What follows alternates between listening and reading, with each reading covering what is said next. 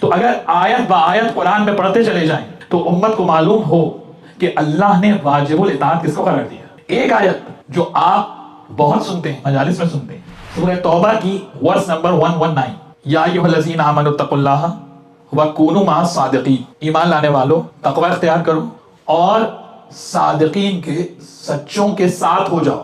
اور جو قرآن کہہ رہا ہے کہ ان صادقین کے ساتھ ہو جاؤ، ساتھ ہونے سے کیا مراد ہے؟ ساتھ ہونے سے مراد ہے کہ ان کی مائیت میں آ جاؤ، ان کا اتباع کرو، ان کے پیچھے چلو. اور یہ جو اتباع ہے یہ انکنڈیشنل سبمیشن ہے. تو جب قرآن انکنڈیشنل سبمیشن کی بات کرے کہ ان صادقین کے ساتھ رہو، حکم کس کو ہے؟ پوری امت کو ہے. یا ایھا الذین آمنوا میں پوری امت آتی ہے یا نہیں آتی ہے؟ کوئی امت کا فرد ہے جو یہ کہے کہ میں یا ایھا الذین آمنوا کی امبریلا سے باہر ہوں؟ باہر ہے تو پھر امت سے باہر ہو گئے. اس کا معنی ہے پوری امت کو حکم دیا اللہ نے کہ ان صادقین کے ساتھ رہو. سورہ توبہ میں